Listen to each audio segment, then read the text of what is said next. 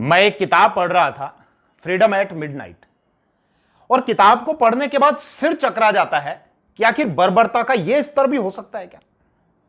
हालांकि बर्बरता तो पहले भी कई बार पड़ी है। जब तैमूर ने भारत पर आक्रमण किया था, नादिर शाह ने भारत पर आक्रमण किया था, तुर्कों ने भारत पर आक्रमण किया था, मुगलों ने भारत पर आक्रमण किया था। यह बर्बरता तो तब भी देखने को मिली थी, लेकिन भारत के विभाजन के समय जो बर्बरता देखने को मिली वो पहले की बर्बरता से अलग थी। यहां पर वो लोग एक दूसरे पर बर्बरता कर रहे थे जो एक दो साल से नहीं, कई वर्षों से एक दूसरे के पड़ोसी थे, साथ उठते बैठते थे, खाते पीते थे, त्योहारों की बधाइयां एक दूसरे को देते थे। और झेलने वाले कौन थे? दोनों पक्ष। एक पक्ष थे हिंदू और सिख, मतलब गैर मुस्लिम जो थे, और दूसरा जो पक्ष था वो थे मुस्लिम। मैं दोनों ही पक्षों के काफी एग्जाम्पल आपके समक्ष रखूंगा ताकि यह समझ में आए कि जो आजादी आज मिली है उसकी कीमत क्या है। उससे पहले मैं इस किताब का रेफरेंस दे देता हूं ताकि आप इस विषय को, इसकी गंभीरता को समझ सकें कि जो इसमें जानकारी दी गई है वो पूर्ण सच्चाई के साथ दी गई है। किताब है फ्रीडम एट मिडनाइट, जिसको डोमिनिक लापियर और लैरी कॉलिंस के द्वारा लिखा गया है। लैरी कॉलिंस जो एक अंग्रेज लेखक हैं और डोमिनिक लापियर जो एक फ्रांसीसी लेखक थे। अभी इनकी मृत्यु हो चुकी है, दोनों की। एक की तो हो चुकी है, लैरी कॉलिंस की।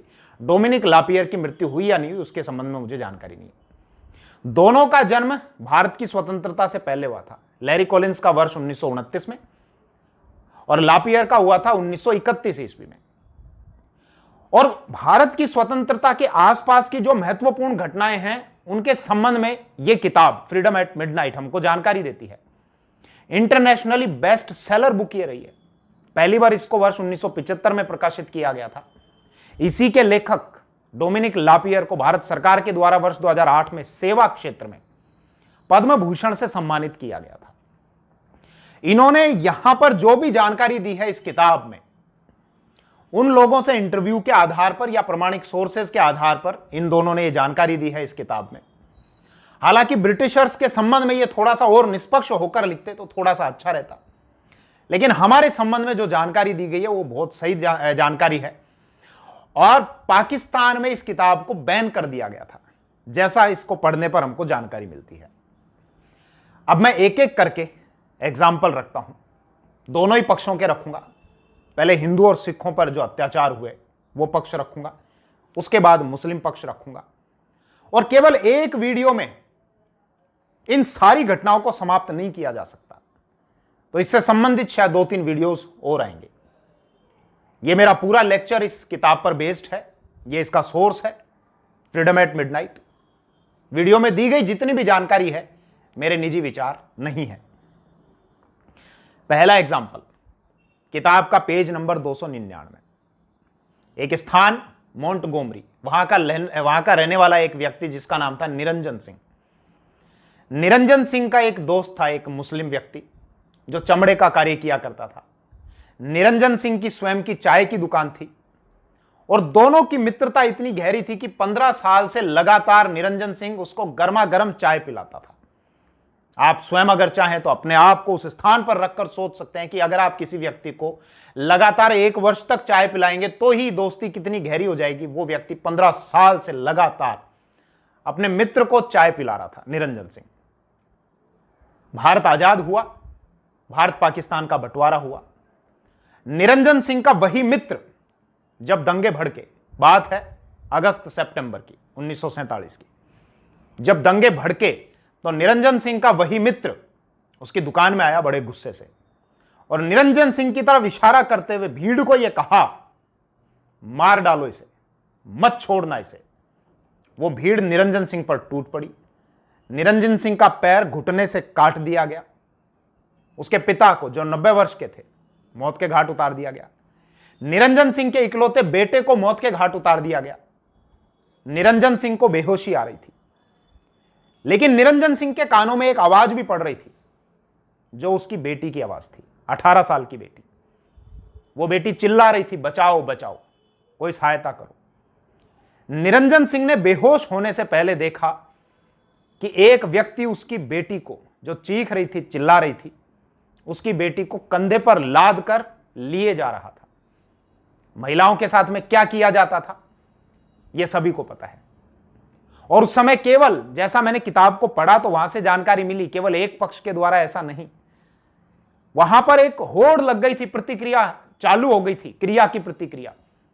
हत्या के बदले हत्या, बलात्कार के बदले बलात्कार, आंख के बदले आंख, हाथ के बदले हाथ। कुछ कथन रखूंगा अंग्रेज अधिकारियों के। वापस विषय पर आओ। निरंजन सिंह को बेहोशी छा रही थी, अपनी लड़की की आवाज कानों में पड़ रही थी, चीख रही थी, चिल्ला रही थी। निरंजन सिंह ने देखा कि एक व्यक्ति उसकी बेटी को, 18 साल की बेटी को कंधे पर लाद कर लिए जा रहा था। वो व्यक्ति वही था जिसको निरंजन सिंह 15 साल से गर्मा गर्म चाय पिलाते थे। दूसरे उदाहरण की तरफ लेकर चलता हूं। देखो, वैसे अगर ये किताब आप पढ़ें, मैं इसके स्क्रीनशॉट स्क्रीन पर नहीं लगा सकता, इसकी परमिशन नहीं है, तो इसके लिए आपको इस किताब को परचेज ही करना पड़ेगा। जहां से भी, जिस सोर्स से भी आप परचेज करें, परचेज करके आपको पढ़ना पड़ेगा। लेकिन मैं रेफरेंस के साथ बात करूंगा, पेज नंबर पे आप जाकर मेरी बात को वेरीफाई कर सकते हैं। परमिशन ना होने की वजह से मैं स्क्रीन पर स्क्रीनशॉट नहीं लगा सकता। दूसरे एग्जाम्पल की तरफ बढ़ते हैं, पेज नंबर 302। जैसा एक व्यक्ति बताते हैं, बागदास जी, उन्होंने इस किताब के लेखक को बताया, या जिस भी सोर्स से किताब को लेखक को पता चला, बागदास ये बताते हैं। घटना कहां की है? लायलपुर की। लायलपुर जो क्षेत्र वर्तमान में पाकिस्तान में आता है, मैंने नेट पर सर्च किया था, ये क्षेत्र बताता है इसका वर्तमान नाम चेंज है और ये बताता है इसका नया नाम फैसलाबाद।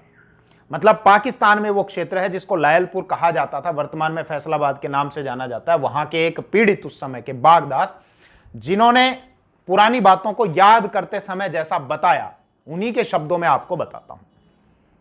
वो बताते हैं कि तालाब के पश्चिम में एक गांव, वहां पर एक मस्जिद थी। उस मस्जिद में आसपास के गांवों की हिंदू आबादी को लाया गया। मस्जिद के मौलाना ने कुरान की आयतें पढ़ी और हमारे समक्ष, जैसा बागदास बताते हैं कि हमारे समक्ष दो रास्ते रखे। पहला ये, या तो इस्लाम कबूल कर लो, दूसरा अपने प्राणों से हाथ धो लो। हमने पहला रास्ता कबूल किया तो हमारे सभी के नए नाम दे दिए गए, मतलब मुस्लिम नाम दे दिए गए। हम सभी से आयतें पढ़वाई गई। उसके बाद हम सभी को भेड़ बकरियों की तरह आगे धकेल दिया गया, जहां पर गाय का मांस पकाया जा रहा था। गाय के मांस की एक एक बोटी सभी हिंदुओं को खिलाई गई। मैंने आज से पहले तक गोश्त नहीं खाया था, मुझे बहुत बदबू आ रही थी, उल्टी आ रही थी, लेकिन मैंने जैसे तैसे अपने आप को रोका, क्योंकि अगर मैं ऐसा करता तो मुझे मौत के घाट उतार दिया जाता। उसके बाद बागदास ये बताते हैं कि मेरे एक पड़ोसी थे जो ब्राह्मण थे, वहीं पर थे, और उन्होंने इससे बचने के लिए क्या कहा कि यह बहुत एक अच्छा अवसर है और इस अवसर पर मैं गाय के मांस को अपने उन बर्तनों में खाना चाहता हूं जो मुझे शादी के अवसर पर मिले थे। तो वहां के जो दंगाई थे, जो लोग थे, वो बड़े प्रसन्न हुए और उन्होंने कहा कि ठीक है, आप अपने घर जाकर अपने उन बर्तनों को लेकर आ जाओ। उस ब्राह्मण के साथ में उसकी पत्नी और बच्चे भी थे। वो घर गए लेकिन लौटे नहीं। क्या किया? जैसा बागदास बताते हैं कि उस व्यक्ति ने घर जाकर पहले अपनी पत्नी का गला काटा, अपने तीनों बच्चों को मारा और उसके बाद स्वयं ने भी आत्महत्या कर ली। अगली घटना इसी किताब के पेज नंबर 302 पर एक सेना के अधिकारी का हवाला देते हुए बात लिखी गई है। जैसा सेना के अधिकारी ने देखा और बाद में इस किताब के लेखक को बताया कि मैंने देखा कि हिंदू महिलाओं की एक टोली को कत्ल करने के लिए ले जाया जा रहा था और उनके जो स्तन थे उनको क्षत विक्षित किया हुआ था, मतलब उनके स्तनों को काटा हुआ था।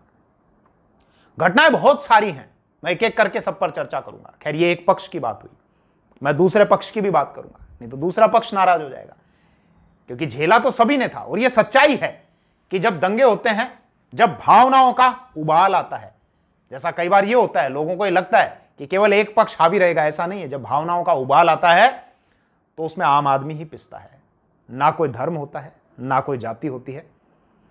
आप चाहो तो इस किताब को लेकर पढ़ना, इतिहास बहुत कुछ सिखा कर जाएगा आपको। दूसरे पक्ष की बात करता हूं, इसी किताब का पेज नंबर 300, वहां से जानकारी मिलती है जैसा अहमद जफरुल्लाह के द्वारा बाद में बताया गया था जब वो बच गए थे। क्या बताया फिरोजपुर के रहने वाले थे, अहमद जफरुल्ला, कट्टरपंथी मुस्लिम थे। जैसा उन्होंने बताया कि मैंने देखा कि दंगाइयों की एक भीड़ हमारे घर की तरफ आ रही थी। रात का समय हो चुका था। मैंने अपने बच्चे को और अपनी पत्नी को घर में जहां पर जगह मिली छिपा दिया, चारपाई के पीछे, ऊपलों में। ऊपले जानते हैं, गाय और भैंस का जो गोबर होता है उसको थाप लिया जाता है और सूखने के बाद उसको ईंधन के तौर पर काम में लिया जाता है। उनको उपले कहा जाता है।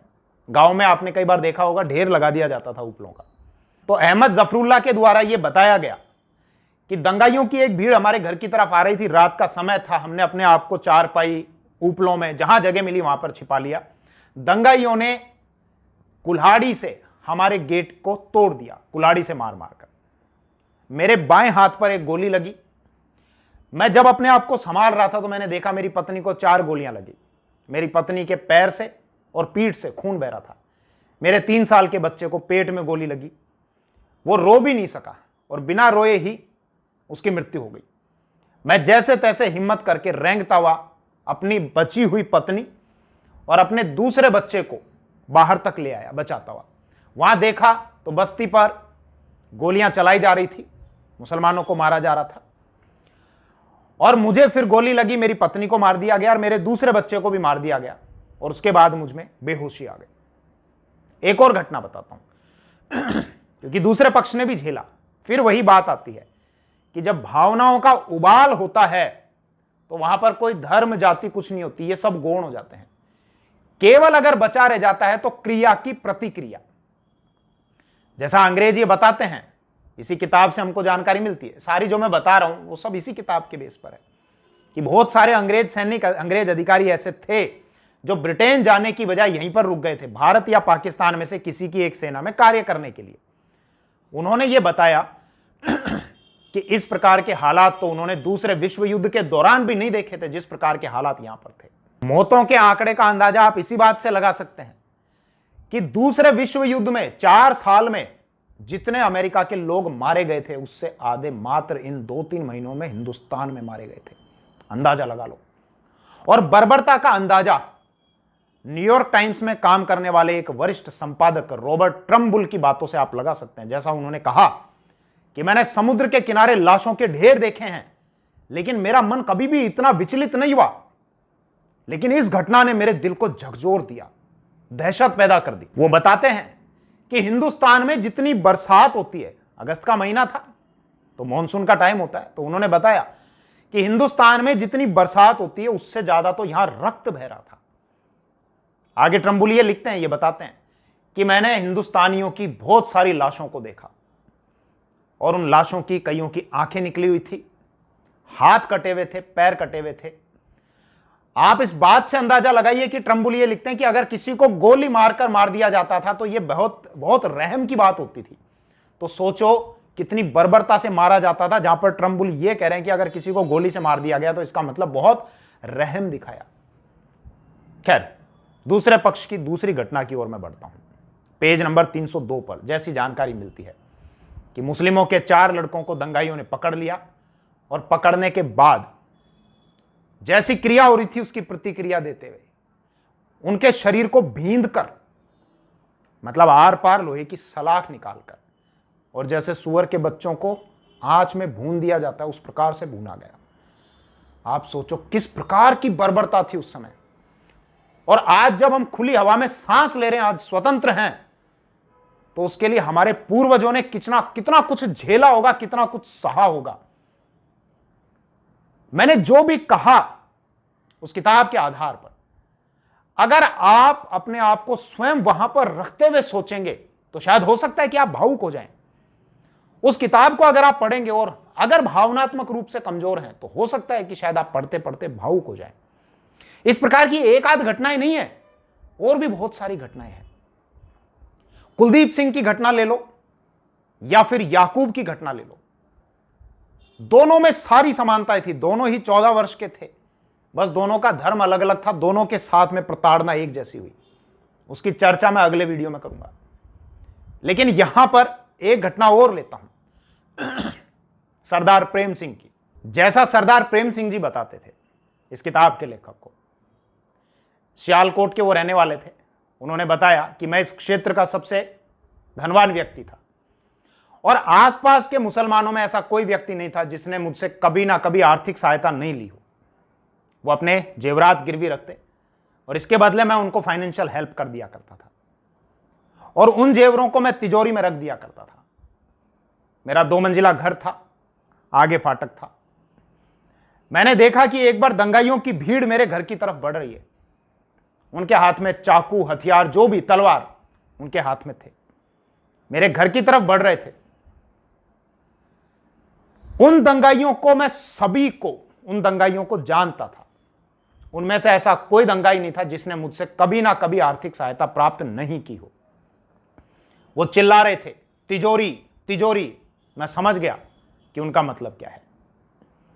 उस तिजोरी में केवल जेवरात नहीं थे, बंदूक भी थी और कारतूस भी थे। मैंने बंदूक निकाली और घर की दूसरी मंजिल पर चढ़ गया और दंगाइयों का मुकाबला करता रहा। 1 घंटे तक उनसे लड़ा। दंगाइयों के पांव उखड़ चुके थे। मैं थका हारा जब नीचे आया तो जलने की बू आ रही थी। मेरी पत्नी और 3 बच्चों ने अपने आप को जला लिया था। मेरी पत्नी ने बच्चों पर केरोसिन डाला, स्वयं अपने आप पर केरोसिन डाला और इस डर से कि दंगाई पहुंचेंगे और सभी का बलात्कार करेंगे, उन्होंने अपने आप को जला लिया उस जौहर की पवित्र अग्नि में। इसी सीरीज को अभी कंटिन्यू रखेंगे। नेक्स्ट वीडियो में मैं बात करूंगा कुलदीप सिंह और याकूब दोनों की। इसके अलावा एक घटना और है, जब पाकिस्तान से एक ट्रेन आई थी और उस ट्रेन पर सफेद अक्षरों में लिखा गया था कि हमारी ओर से नेहरू और पटेल को यह आजादी का तोहफा है। ट्रेन थी 10 डाउन एक्सप्रेस और स्टेशन मास्टर थे अमृतसर के उस समय छैनी सिंह। जो घटना उन्होंने देखी, उनकी मृत्यु तक उनके दिमाग से वो चित्र नहीं मिटा होगा।